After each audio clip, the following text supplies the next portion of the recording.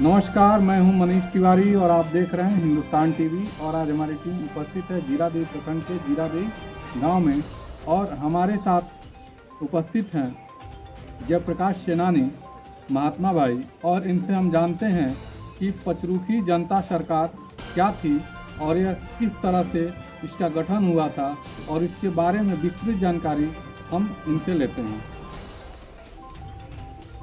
जी, आप बताएं कि पचरुखी जनता सरकार जो थी इसका गठन कौन किया था और इसके पीछे का क्या उद्देश्य था? जयप्रकाश नारायण के आंदोलन में जी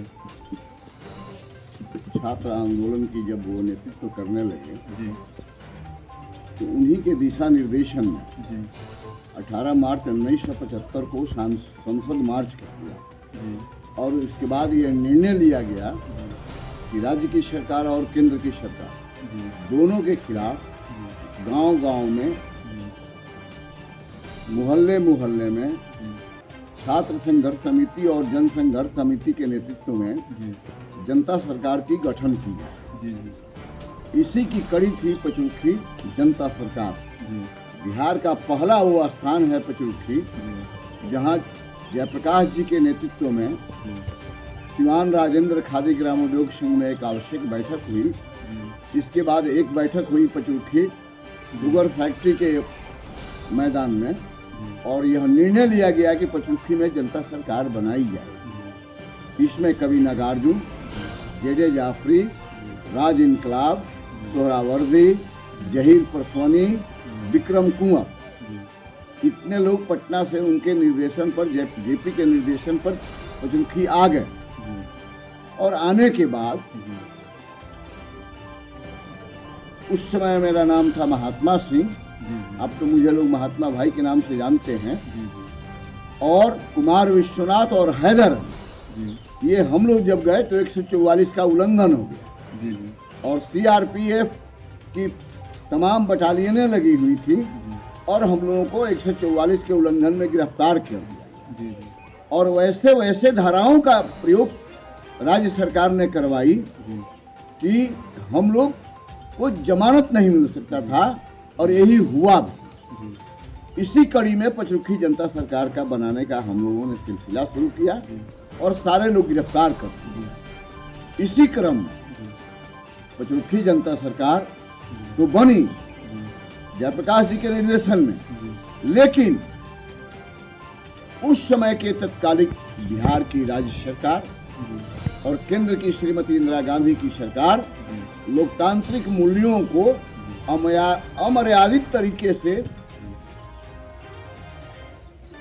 शोषण करने का प्रयास की और उस आंदोलन को कुचलने का सार्थक प्रयास किया और जिसमें हम लोगों की पहली गिरफ्तारी पचरुखी जनता सरकार में हुई। उसके बाद जमुई खादीग्राम आचार्य राम मूर्ति जयप्रकाश जी के निजी सचिव थे, जिनके नेतृत्व में बनाई गई बिहार शरीफ के किस्म सराय कौआकोल नवादा जिले के अंतर्गत बनाई गई। इस पर जयप्रकाश जी ने अपनी प्रतिक्रिया व्यक्त करते हुए कहा कि आज यह सरकार निरंकुश होती जा रही है, अराजकता को बढ़ावा दे रही है और इतना ही नहीं, आने वाला जो भविष्य है इस देश का बड़ी ही दुर्भाग्यपूर्ण है। और उस पर उन्होंने प्रतिक्रिया देते हुए अपनी इच्छा व्यक्त की थी कि विनाश काले विपरीत बुद्धि, स्पष्ट उन्होंने कहा। और जिसका मतलब हुआ इस आंदोलन राज्य स्तर के छात्र संघर्ष समिति के लोग सम्मिलित थे और यहाँ तक जो अमानवीय मूल्यों दिशाहीन राजनीति की समीक्षा नहीं की गई और उन्हें गिरफ्तार की गई, यह इस जिले के लिए बहुत बड़ी दुर्भाग्य थी। देखिए, आपको स्पष्ट बता दें, सिवान जिला जयप्रकाश आंदोलन में दो ऐसी प्रमुख घटनाएं हैं।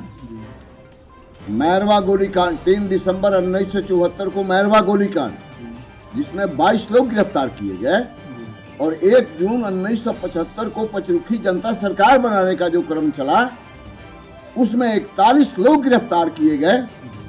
इसी से आप अंदाज लगा सकते हैं कि श्रीमान जयप्रकाश नारायण का यहाँ प्रभावती जी का घर भी था, जन्मस्थली है। यह इलाका जो है देश रत्न की नगरी के होने के नाते और मजलहक की कर्मस्थली भी है और जयप्रकाश की जन्मस्थली भी है। इसलिए इस क्षेत्र को जयप्रकाश जी ने अपना कार्य क्षेत्र बनाया और उसी क्रम में जितनी लोकतंत्र की मर्यादाओं को तरनतार किया जा सकता है, तोड़ा जा सकता है, यह सरकार ने सार्थक रूप से करने का प्रयास किया। उस समय राज्य में किसकी सरकार थी? कांग्रेस की सरकार थी, राज्य में भी और केंद्र में भी, और प्रयाजित ढंग से ये हम लोगों को दबाने का, कुचलने का सार्थक प्रयास किया। मतलब कर रहा था मैरवा गोलीकांड 3 दिसंबर 1974 की और 1 जून 1975 को पचरुखी जनता सरकार की। यह जिला देश रत्न का जिला है, देश रत्न की नगरी है, मौलाना मजरुल हक जैसे हिंदू मुस्लिम एकता के प्रतीक की धरती है और प्रभावती की जन्मस्थली है। इसीलिए जयप्रकाश जी ने इस क्षेत्र को कार्य क्षेत्र अपना बनाया। प्रभावती जी कौन थी? ये जयप्रकाश जी की पत्नी। अच्छा, उनकी वाइफ। और इसीलिए जयप्रकाश जी ने इस इलाके को अपना कार्य क्षेत्र बनाया क्योंकि वो शताब्दी इलाके थे। और उस जमाने में सब सिवान जिले का गठन तो हो गया था, लेकिन छपरा, सिवान, गोपालगंज ये तीनों उस समय छपरा कमिश्नरी में कमिश्नरी में थे। देखिए, बड़ी दुर्भाग्य की बात है कि आने वाले दिनों में जो जेपी सेनानी हैं, जिन्हें सम्मानित किया जाना चाहिए, राज्य की सरकारें, केंद्र की सरकारें, राज्य में भी है और देश स्तर पर भी है, लेकिन जिसको सही सम्मान का हकदार होना चाहिए वो भी आज लाभ से वंचित है। मैं स्पष्ट कह रहा हूँ। इसी केस में विक्रम कुंवर उस समय के छात्र नेता थे पटना यूनिवर्सिटी के, जिनकी गिरफ्तारी हुई, कोई भी डॉक्यूमेंट्स नहीं मिला और उनको पूरा पेंशन का हक मिल गया। तो हम लोग ये मानते हैं कि ये सरकार की कहीं न कहीं कुछ कमजोरियां हैं, जहां गलतियां हुई हैं, जिस पर मैं प्रकाश डाल रहा हूं। जबकि मैं 19 महीना 21 दिन जेल में रहा और मुझे आज तक उस लाभ से वंचित होना पड़ रहा है। और इस जिले में काफी लोग हैं, जैसे वो मैरवा गोलीकांड के लोग हैं, जिन्हें वो सम्मान पेंशन नहीं मिल सका। ये आपके कहने का मतलब है कि जो लोकतंत्र के उस समय सिपाही के रूप में उभरे, उनको जो सम्मान मिलना चाहिए वो नहीं मिला और कहीं न कहीं उनको दरकिनार किया गया। किया। तो इस पर मैं ये कहना चाहूँगा कि राज्य सरकार और केंद्र की सरकार को दोनों को समन्वय बैठा के और जो लोग लाभ से आज तक वंचित है उन्हें लाभ देने का सार्थक प्रयास होना चाहिए, क्योंकि बचे खुचे 15 से 20 वर्ष के सब लोग मेहमान हैं। तो दोनों की दायित्व बनती है, राज्य सरकार की भी और केंद्र की सरकार की भी, कि उन्हें इसका मार्गदर्शन करके और सही लोगों को लाभान्वित होने का मदद करना चाहिए। साथ ही आने वाला इस साल अक्टूबर और नवंबर में विधानसभा के चुनाव होने वाले हैं, लेकिन मुझे नहीं लगता है ये चुनाव संभव हैं, इसलिए कि जिस तरह से अभी लॉकडाउन की स्थिति बनी हुई है, कोरोना की स्थिति बनी हुई है, यह देश के लिए दुर्भाग्य है और राज्य के लिए दुर्भाग्य है। क्योंकि जैसे लॉकडाउन की 5वीं की प्रक्रिया शुरू हुई, बिहार में मरीज ज्यादा से ज्यादा मिलने लगे हैं। पूरा छूट हो गया, बाहर से प्रवासी मजदूर आए हैं। हमारे यहाँ जीरादेई में राजेंद्र बाबू के धरती में पूरे जिले का सेंटर बनाया गया था, जो कि कल से इस प्रक्रिया को समाप्त किया जाता है। तो आने वाला तो नहीं जानता।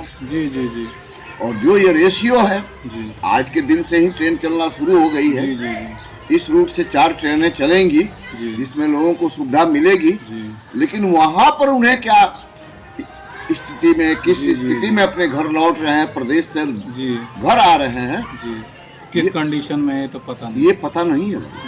इसलिए हमको लगता है कि कोरोना के चलते राज्य की चुनाव जो है प्रेसिडेंट रूल में होगा मुझे ऐसा भविष्य दिखाई दे रहा है, क्योंकि चुनाव के प्रक्रियाओं के दरमियान काफी डिस्टेंस होना चाहिए, और लॉकडाउन और कोरोना के चलते इसका पालन नहीं होगा। तो आप बताइए कि जब पालन नहीं होगा तो मुझे संभावना लग रहा है, देखिए हम भी सामाजिक जीवन में है, राजनीतिक जीवन में है, इसलिए संभावना लग रहा है कि बिहार की विधानसभा का चुनाव राष्ट्रपति शासन में होगा। ये मुझे दर्शा रहा है अगले वर्ष होने की अगले संभावना दिख रही है। ये मुझे संभावना स्पष्ट रूप से दिखाई दे रहा है। मेरा एक अंतिम प्रश्न है कि पहले भी पिछले मुलाकात में भी आपसे बात हुई थी और आप के आंसू निकल आए थे जो जीरादेई की स्थिति है उसको देख करके। तो आपको क्या लगता है कि अभी जो चुनाव होने वाला है, जीरादेई विधानसभा का जो चुनाव होगा, उसमें एक विधायक का जो उम्मीदवार है उसके अंदर कौन से गुण होना चाहिए जो जीरादेई को वो सम्मान दिला सके जिसका हकदार है जीरादेई गाँव? देखिए, बड़ी दुर्भाग्य की विधानसभा क्षेत्र, यह विधानसभा क्षेत्र देश रत्न की नगरी के नाम पर है, जीरादेई। जी। लोगों ने प्रयास किया था कि इसको जीरादेई को रिजर्व कंस्टिट्यूएंसी बनाई जाए। सार्थक प्रयास किया गया, तो जीरादेई देश रत्न की नगरी के नाम पर है, राजेंद्र बाबू के नाम पर है, इसलिए बन नहीं पाया। दुर्भाग्य है, आजादी के 70 साल बाद भी आज तक यहाँ का कोई ऐसा जनप्रतिनिधि नहीं निकला जिसका समर्पण हो राजेंद्र बाबू के धरती के लिए। ये मैं दावे के साथ कहता हूँ, क्योंकि 55-60 साल से मैं सामाजिक जीवन में हूँ, राजनीतिक जीवन में हूँ और बड़ी करीब से देख रहा हूँ। इसलिए मुझे संदेह है कि चुनाव में लोग वादाएं करते हैं, टिकटें मिलती हैं, लेकिन जीरादेई राजेंद्र बाबू की धरती को आज तक सर्वांगीण विकास का सपना जो है नहीं हो सका। आप देख लीजिए, आज भी 10 फीट की रोड है, राजेंद्र बाबू के दरवाजे से लेकर जीरादेई मोड़ तक। क्या विकास हुआ भाई? हमारा सवाल है। एक मुख्य अतिथि द्वार जीरादेई मोड़ पर नहीं बन सका कि देश रत्न की नगरी आपका हार्दिक स्वागत करती है। कोई अच्छी ट्रेनों की यहाँ ठहराव नहीं है। आयुर्वेदिक अस्पताल है, राजेंद्र बाबू की धर्म पत्नी के द्वारा स्थापित। उस समय के तत्कालिक नवल किशोर सिंह थे स्वास्थ्य और कारा मंत्री, जिन्होंने इसका राजवंशी देवी राजेंद्र बाबू की पत्नी ने आधारशिला रखा था, शिलान्यास किया था। आज वो गिर चुका है। अगर विधायक ईमानदार होता तो निश्चित ही उसका जीर्णोद्धार हुआ होता। आप यही देख लीजिए, पीएससी है, 16 पंचायतों का ये अस्पताल है, लेकिन इसकी क्या दुर्दशा है। आप वो किसी को छुपा नहीं है ना, आपके नजरों के सामने है, क्योंकि आप यहाँ के मूल निवासी हैं, राजेंद्र बाबू के इलाके के हैं, इसलिए बड़ी पीड़ा होती है यहाँ के जनप्रतिनिधियों से। मैं तो चाहता हूँ कि क्या एक बार वैसे मौका मिलना चाहिए जो जीरादेई देश रत्न की नगरी को संवार सके, सजा सके और बना सके। जो इसके लिए कृत संकल्प हो, वैसे लोगों को यहाँ के मतदाता भाइयों से मैं अपील करता हूँ कि चयनित करने का सार्थक प्रयास करना चाहिए। एक सवाल और भी आता है जब राजनीति की बात होती है, खासकर बिहार और उत्तर प्रदेश की, तो यहाँ पे लोग विकास को नहीं वोट देते हैं। यहाँ पे लोग जाति, धर्म, इस चीज़ को देख करके वोटिंग होती है, और हमको लगता है कि कहीं ना कहीं यही जो है बिहार के और किसी भी विधानसभा क्षेत्र के पिछड़ेपन का कारण हो सकता है। आपको क्या लगता है? देखिए, ऐसी बात नहीं है। वैसे आदमी से सवाल कर रहे हैं कि हम लोग मानने वाले हैं कि जाति छोड़ो, जनेऊ छोड़ो। ये जयप्रकाश जी के आंदोलन का मुख्य नारा था। और लोकतंत्र विहीन सरकार बनाने की हम लोगों ने सपना देखा था कि कोई दल की सरकार नहीं होगी, सब लोग मिलकर एक सरकार बनाएंगे, ये हम लोगों ने प्रयास किया था। लेकिन भाई भतीजावाद, जातिवाद, राजनीतिक अपराधीकरण जयप्रकाश आंदोलन के बाद सुचारू रूप से इस बिहार की धरती पर प्रवेश कर गया, जिसका नतीजा है कि इस इलाके का सर्वांगीण विकास नहीं हो सका।